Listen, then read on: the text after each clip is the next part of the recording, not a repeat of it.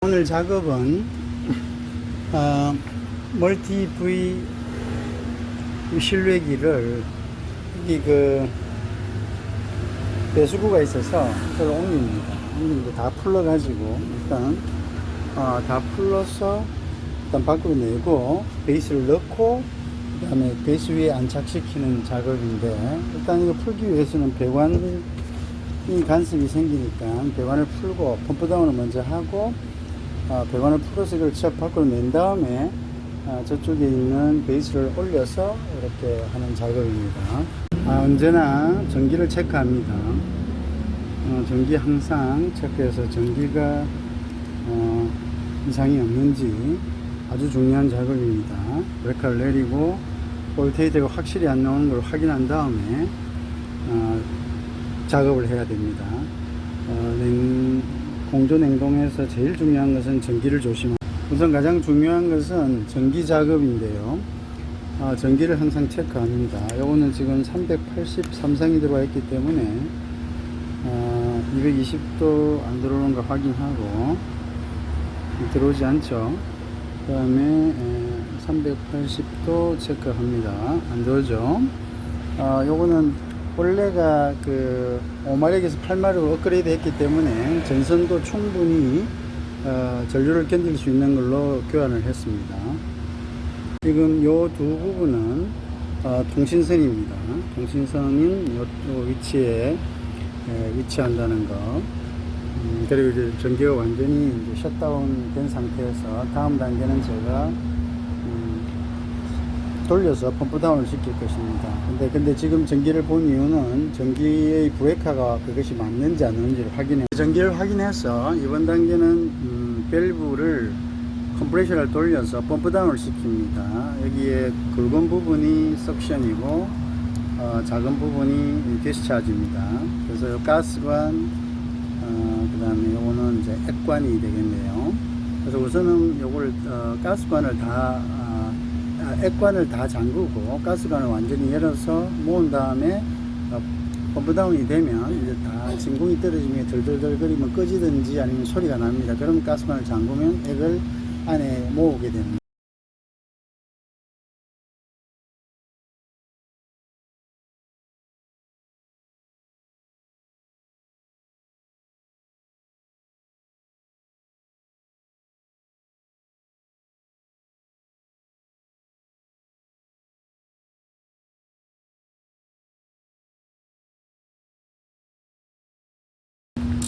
예, 펌프다운을 위해서 실내기를 켰습니다.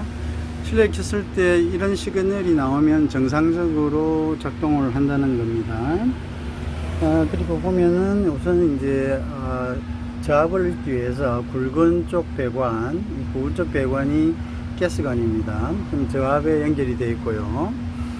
그 다음에 여기에 좁은 배관 액관은 잠궜습니다. 우리가 주전자를 생각하면 된다고 했죠. 주전자의 앞주둥이에 해당하는 것이 요거고, 주전자에 물을 넣는 곳이 요것입니다. 그래서 요리 들어와서 요리 나가는데 요걸 막아버리니까 들어오는 가스가 나갈 곳이 없으니까 계속 막히죠. 그래서 가스가 다 회수되면 뚜껑도 닫는 겁니다. 이게 이제 물이 다 들어왔기 때문에 그런 식으로 처리를 하면 되는 겁니다.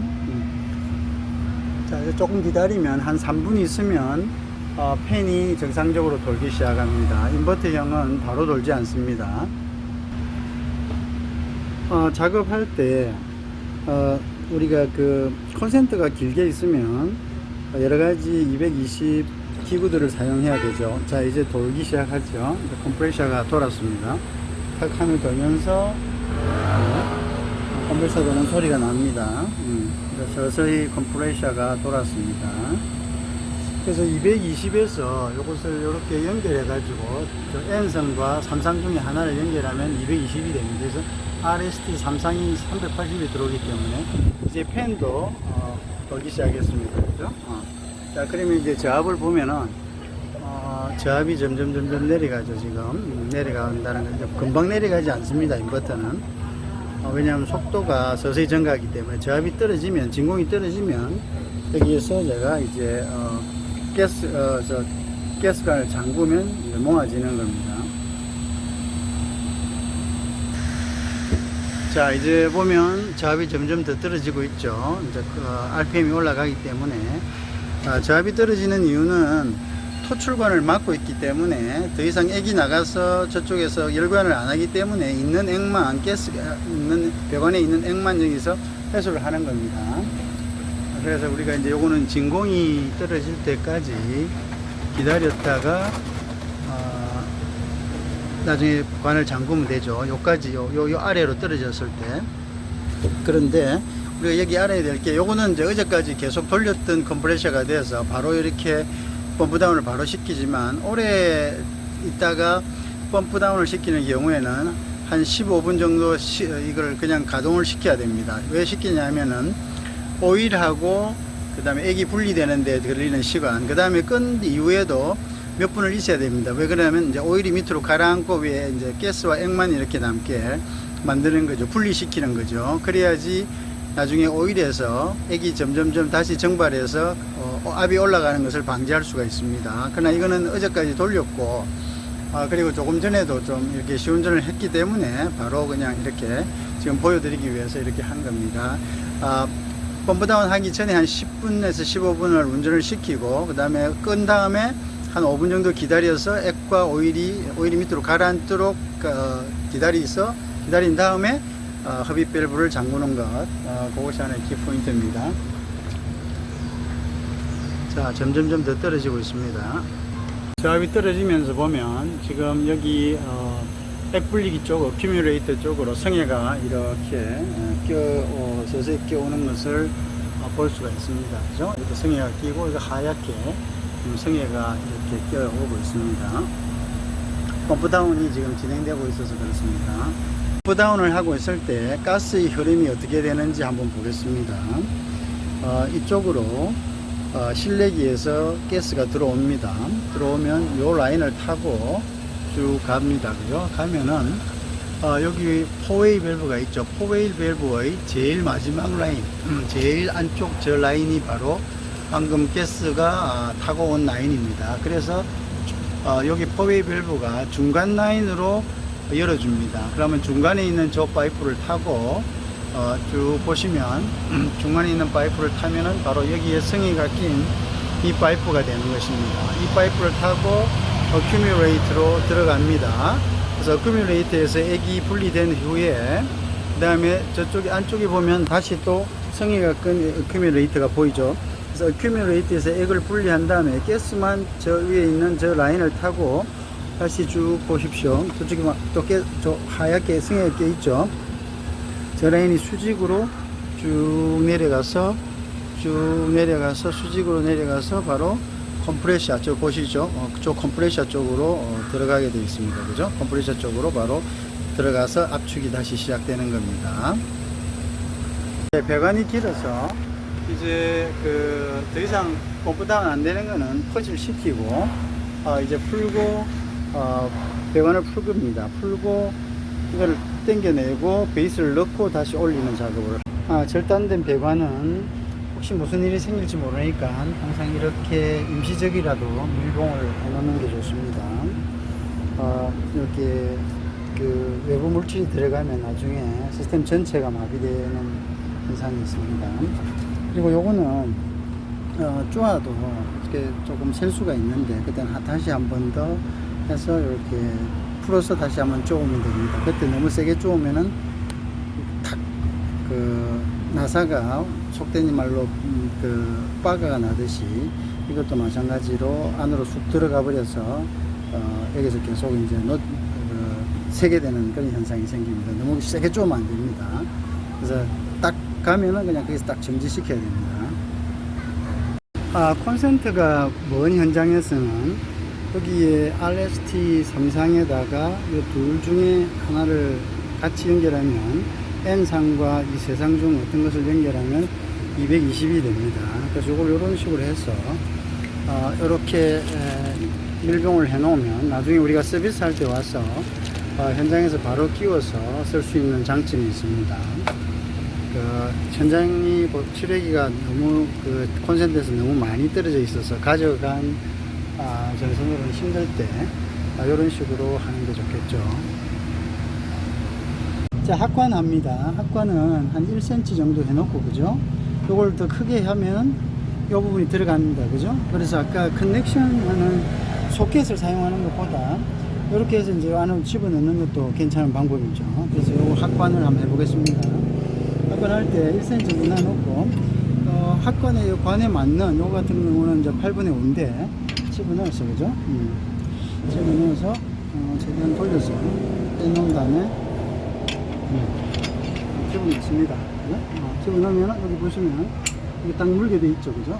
딱 물게 돼 있습니다. 그러면 요거를 돌려서 이게 지금 간섭이 생기는데 어쨌든 조금씩 이렇게 해가지고 여기 보면 이제 싹 들어가게 해서 끝까지 잘 안 돼 하면 들어가죠. 들어간 다음에 끝까지 밀어 넣으면 되는데 요거는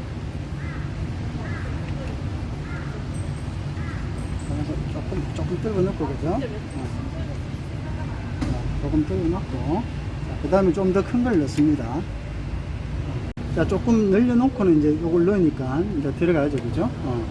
요걸로 해서 합관을 이렇게 합니다. 합관할 때 충분히 옆으로 걸어서 빡빡하게 만들어 놓고, 자, 여기 보면 옆으로 요걸 지금 풀면 이렇게 옆으로 걸리죠. 밑에 다 걸리게 되어 있습니다. 그죠?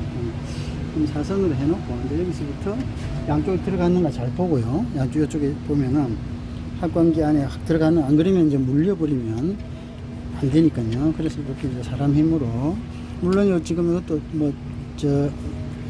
전기식으로 하는 것도 있고 유압식으로 하는 것도 있는데, 사람 힘으로 하면은 아무래도 이게 잘 그게 되겠죠. 그래서 조정이 잘 되겠죠. 그죠? 우리가 보아가면서 서서히 할 수 있다는 장점이 있습니다. 조금 힘은 들어요, 사실.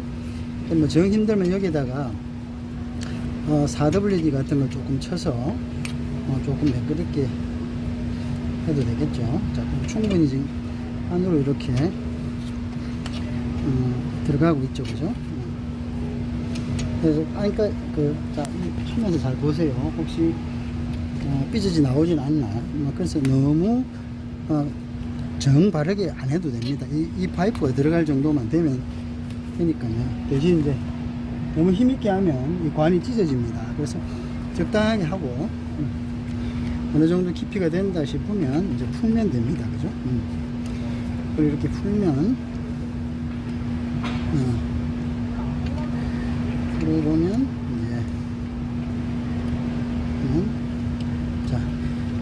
그럼 요만큼 이제 합관이 됐죠. 그죠? 그래서 합관이 잘 되면 아닙니다. 지금 상태가.